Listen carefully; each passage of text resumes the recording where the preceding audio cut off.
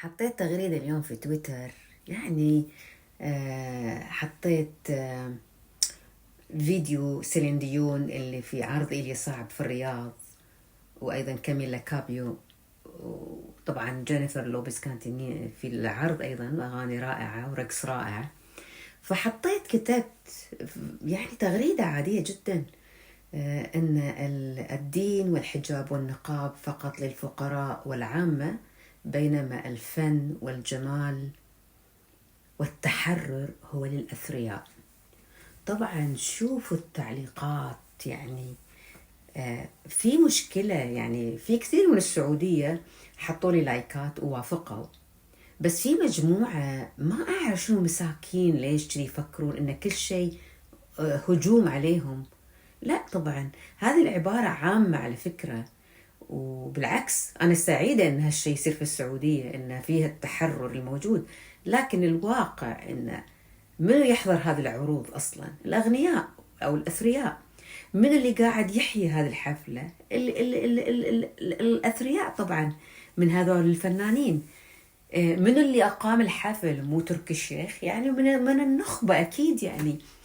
فأنتوا افهموا التغريدة أول قبل ما تتهجمون.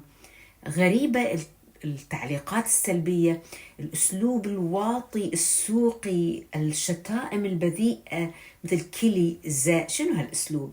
بنت تتكلم بهالأسلوب؟ حقيقي يعني في مشكلة في بعض الناس، مجموعة كبيرة من كل الشعوب على فكرة، يعتقدون إن لما بس تكتب تغريدة إن يعني أنت قاعد تسب بلدهم. لا بالعكس، بس أنتوا فاهمين غلط، مشكلة في مخكم على فكرة.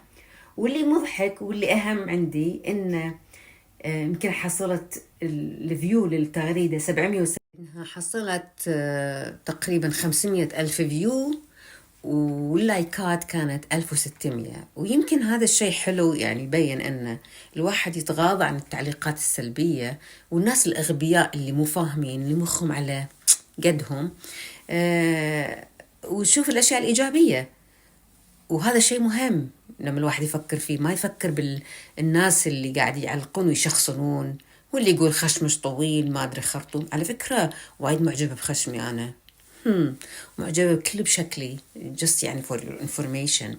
بس في شيء مهم، بنرجع للجملة اللي قلتها. نعم انتوا لما تشوفون حتى في أي بلد مفروض فيها الحجاب، دائما النخبة والأغنياء هم لا غير محجبات، غير منقبات، متحررين. الرجال نفسهم في الطبقة الغنية يعاملون المرأة بطريقة مختلفة عن الرجال في الطبقة الفقيرة، وهذا شيء معروف في كل العالم على فكرة. الفقر يحمل مع التشدد، يحمل مع التطرف، بينما الثري، الناس النخبة، الناس مرتاحة.